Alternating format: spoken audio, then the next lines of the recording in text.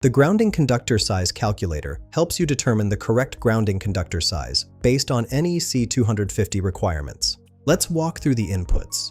First, we have a drop-down menu for conductor material with two options: copper or aluminum, copper-clad aluminum. For this example, I'll leave it on the default, which shows as select material. Next, we have one input field labeled overcurrent device rating in amperes. The placeholder text suggests entering values like 20, 30, or 100 amperes. Now for our worked example, I'll enter 10 in the overcurrent device rating field and click Calculate. The calculator returns our results. Under minimum EGC size, we see Results, followed by minimum EGC size, with no value displayed. Similarly, GEC size for service shows no value.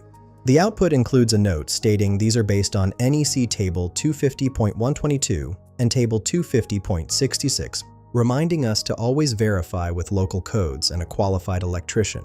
This particular test with 10 amperes appears to return empty results, which may indicate this rating falls outside the calculator's designed range or requires a material selection.